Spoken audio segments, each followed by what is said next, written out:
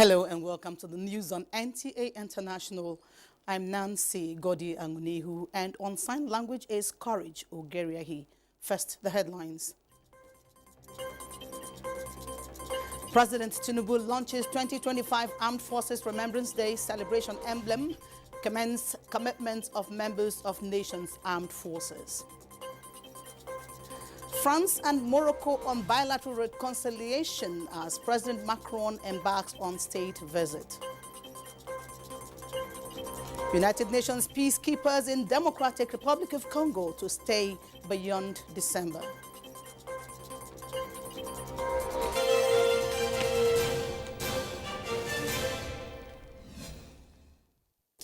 And now the news in full. President Bola Tinubu has commended members of the armed forces for the progressive success being recorded in the fight against insecurity in parts of the country. It was as he launched the 2025 Armed Forces Remembrance Day celebration emblem appeal at the State House.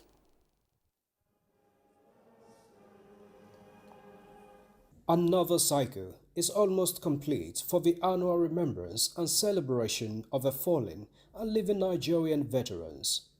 Their service in sustaining the existence and unity of Nigeria continues, and certainly much appreciated.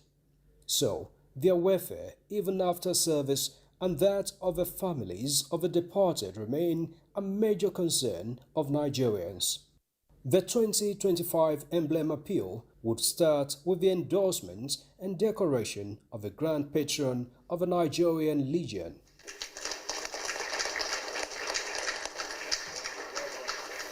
This is honoring the past heroes, but the Commander-in-Chief also takes time to recognize the effort of the 7 members currently fighting for the stability of the country. No matter what economic theory we propagate or postulate, if we have no security, you cannot promote peace and development. I'm grateful to all of you on behalf of the country.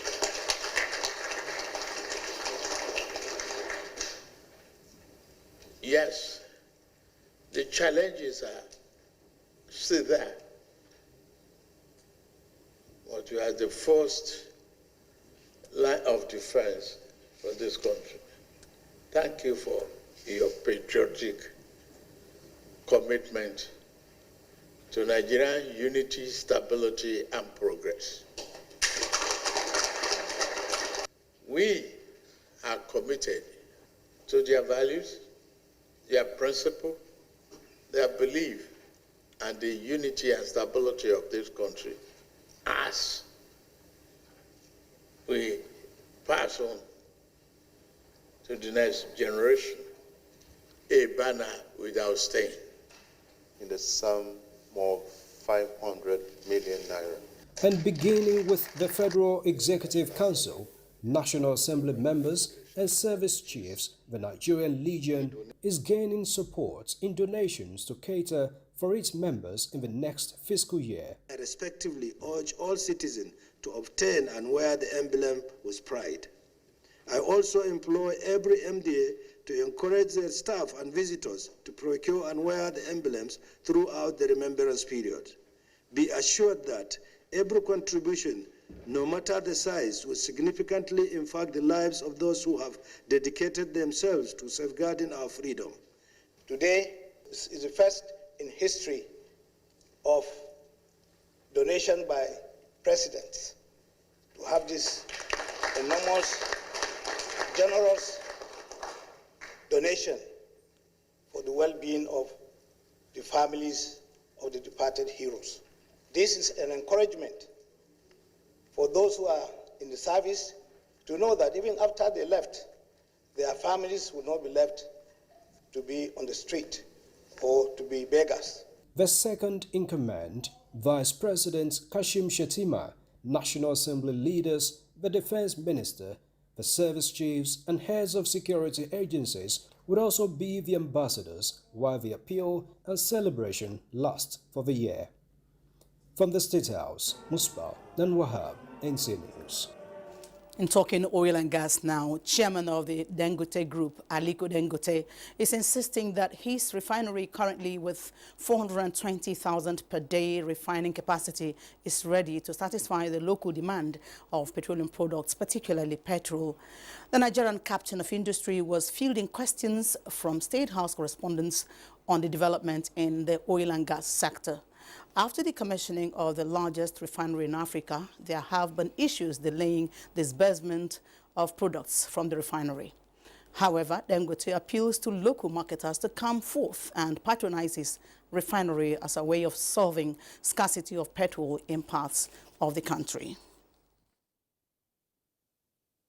We are producers. I have a refinery. I'm not in the business of retail. If I'm in the business of retail, then you hold me responsible. But what I'm saying is that the retailers should please come forward and pick.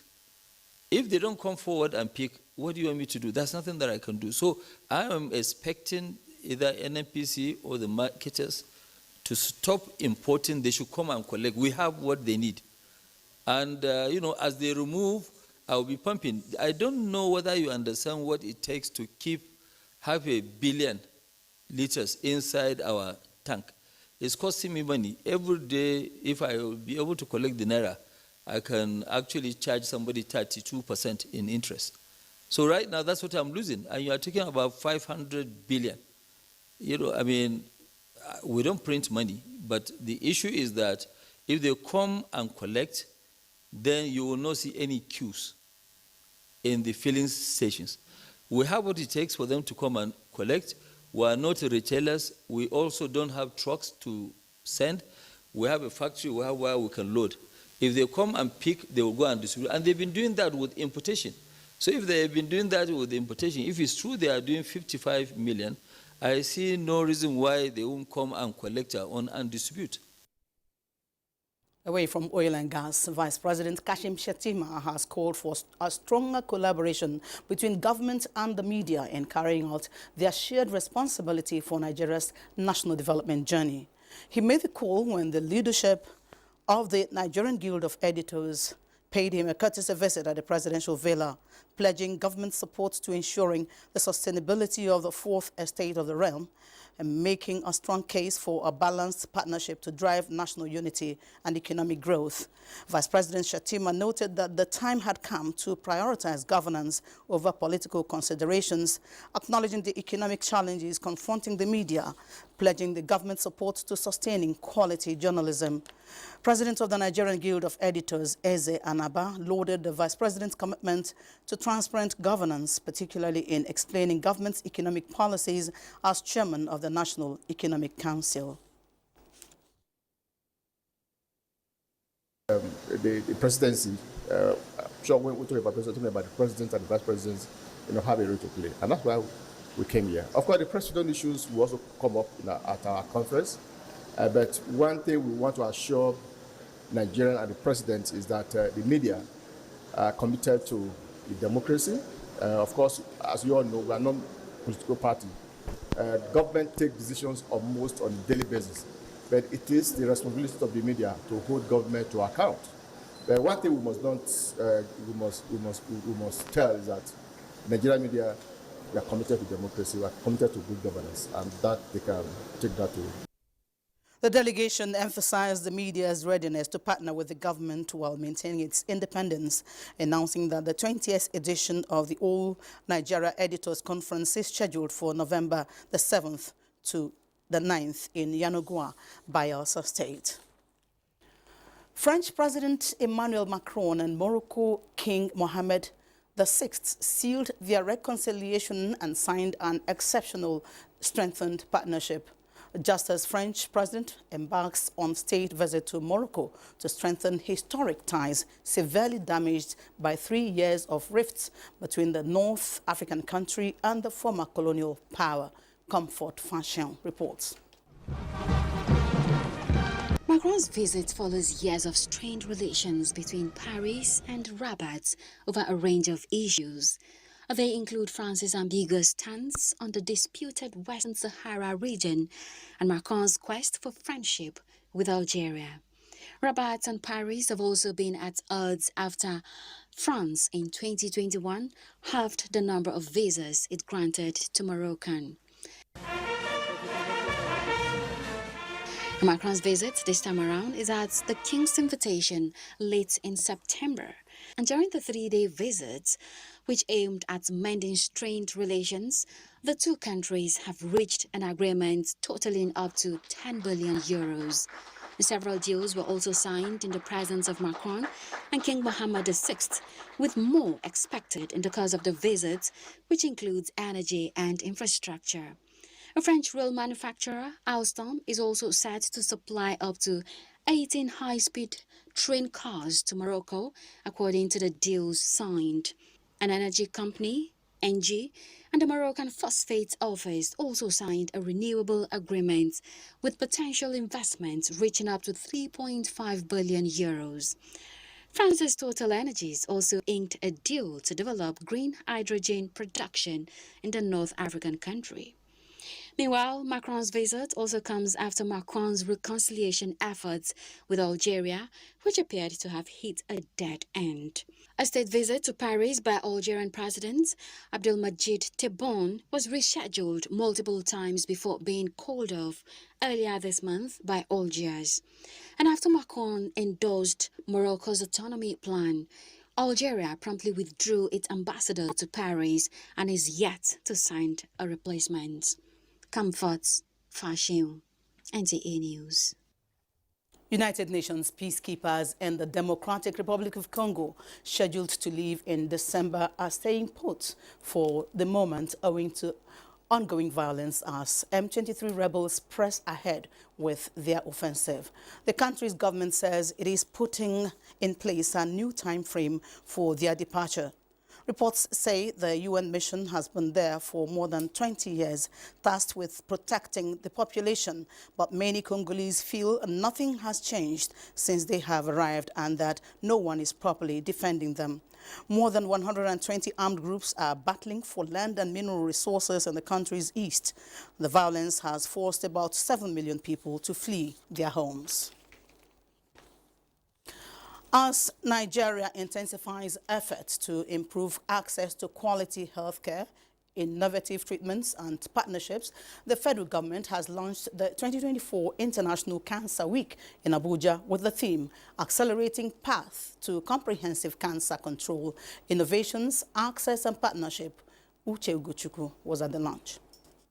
Globally, cancer claims over 10 million lives annually, and Nigeria records over 100,000 new cases, with breast, cervical and prostate cancers being the most common, with staggering 70% mortality rates. This year's theme has given opportunity for the country to improve on the limited access to screening, diagnosis and treatment using innovative solutions. It is very important, Honorable Minister and the House of Assembly members, that you make treatment affordable, accessible to everyone so that Nigeria will be treated of cancer. My colleague, the Honorable Minister of State for Health, and I have been committed to ensuring that the transformation that we are embarking on is built on sound science and that the research and development ecosystem is such that it's refined, governed, and focused to lead to solutions that will help improve the health of Nigerians.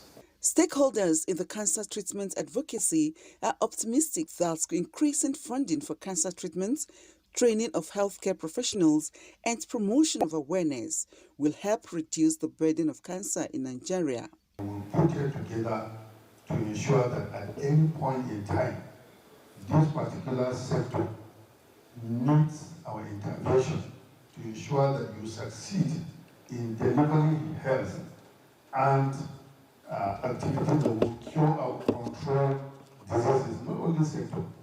As a way to accelerate its path to comprehensive cancer control, prevention and treatment, Nigeria signed an MOU with Roche. Uche Ugochukwu, NTA News.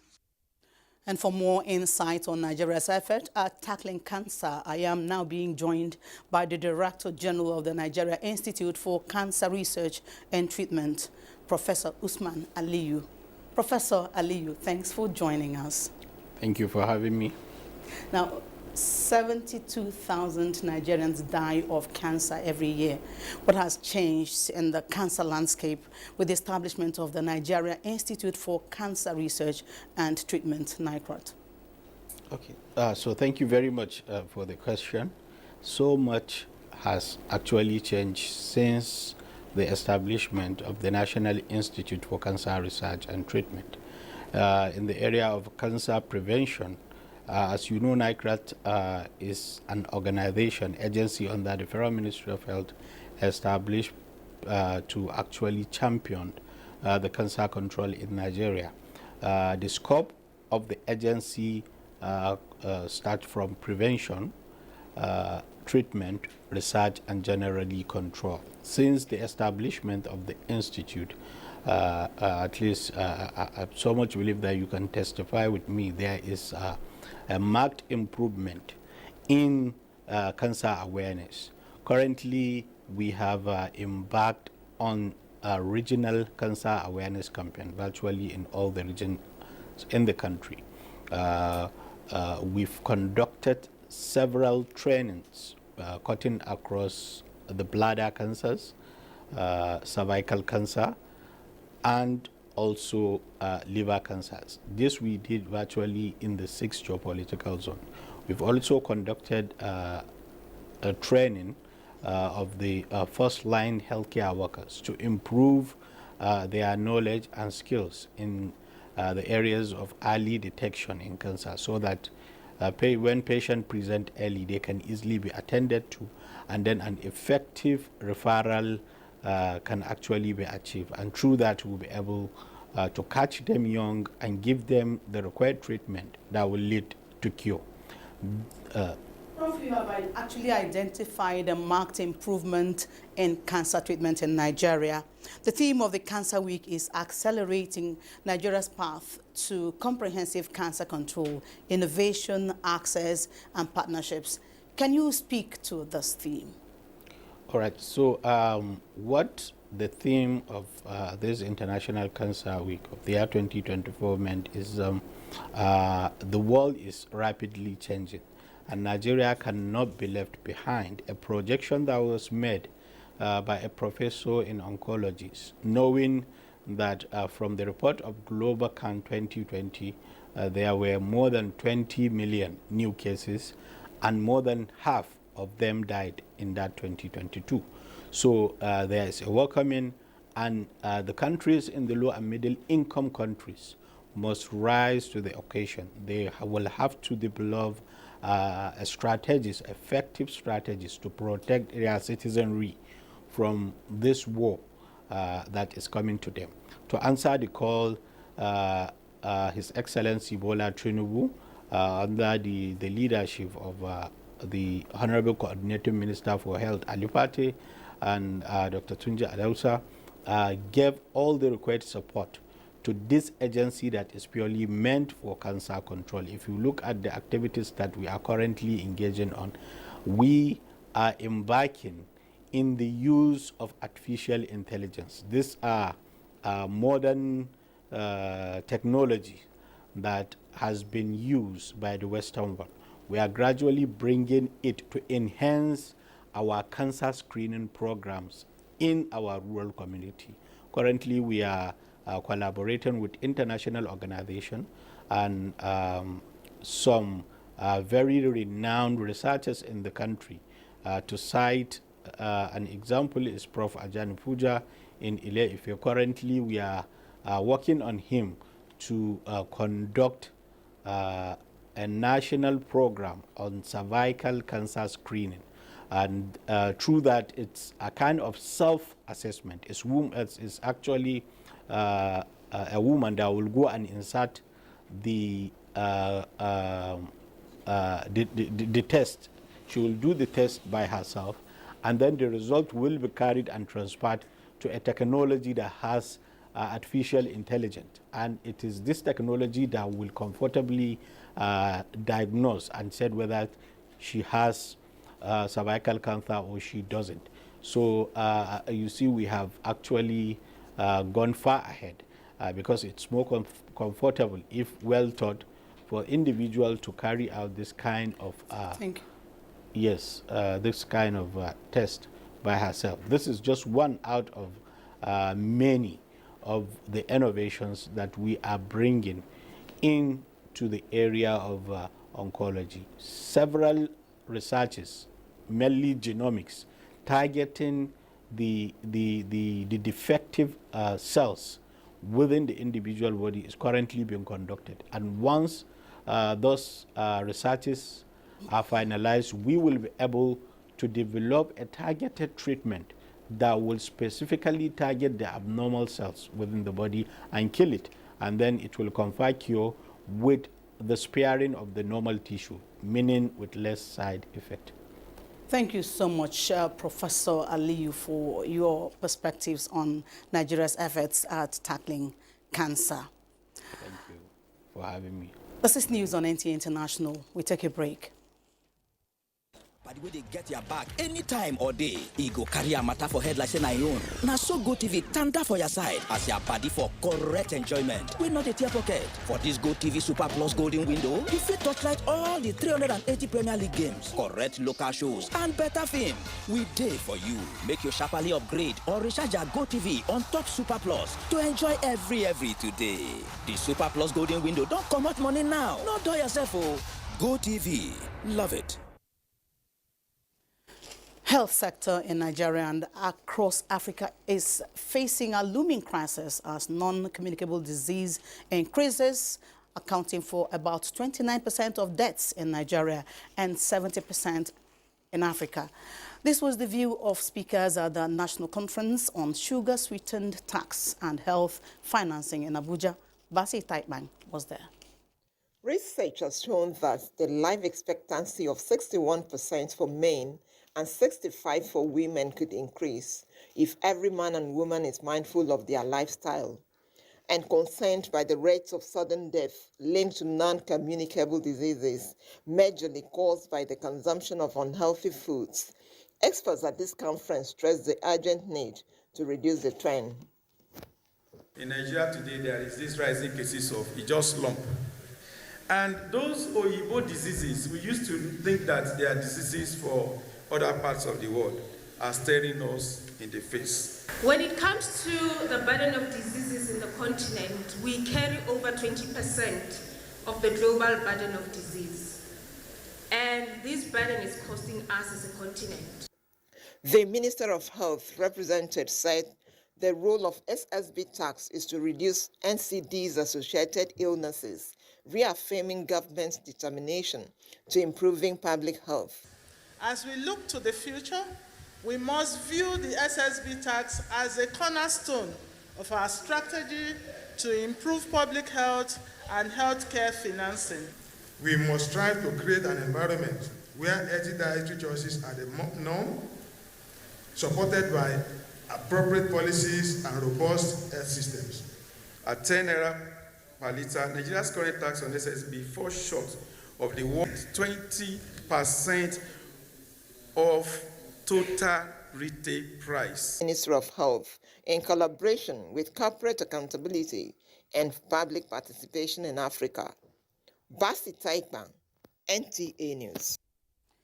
Still on the health sector, the disparity in salaries of doctors within and outside the country, health experts say, is the major cause of Nigerian doctors migrating to other countries in search of greener pastures. This was the submission of the Nigerian Medical Association at the celebration of this year's annual Physicians Week. Hamman Jabani reports.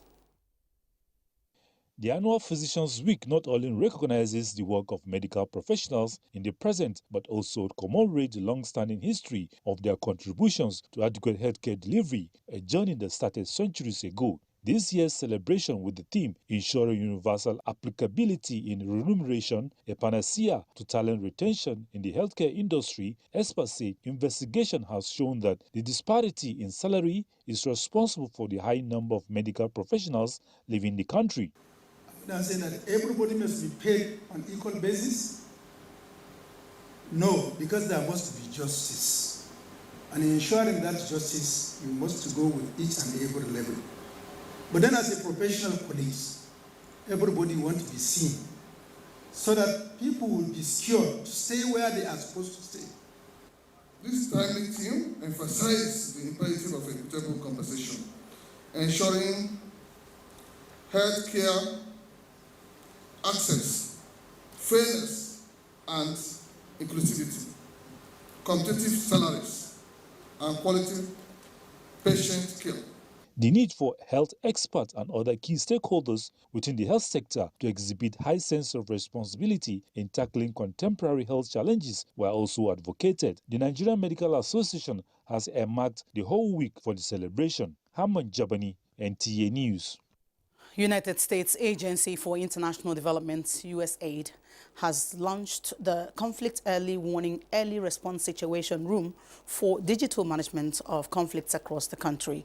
The project, which is domiciled at the Institute for Peace and Conflict Resolution, is to ensure quick response and mediation to all issues relating to conflict in Nigeria.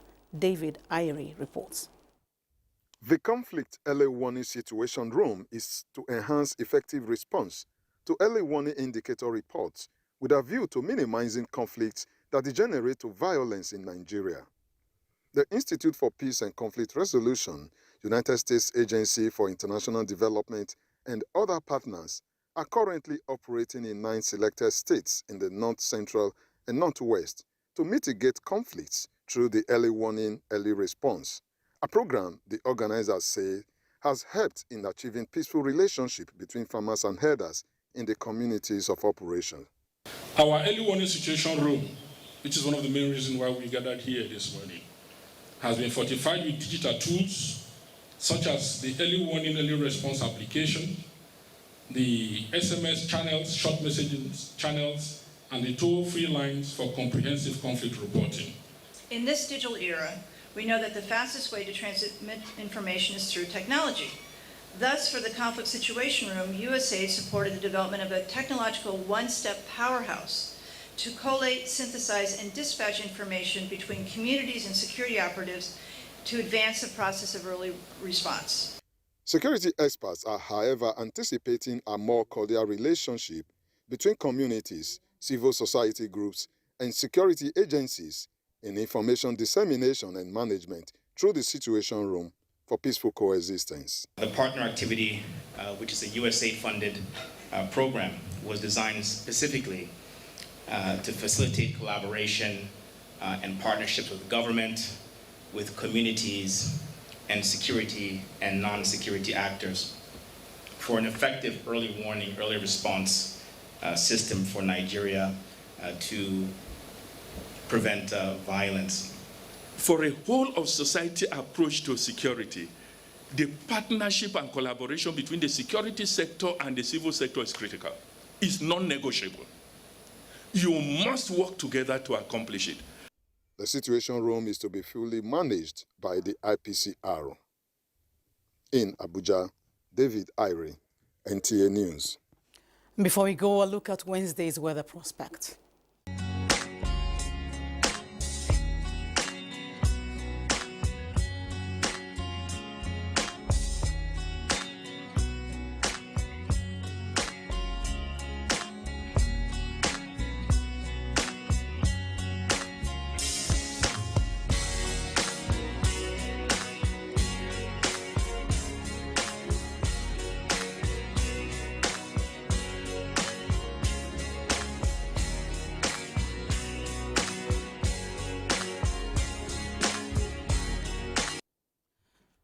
That's it on the news. I'm Nancy Godi Angonihu, and Courage Ogeria, he has been on sign language.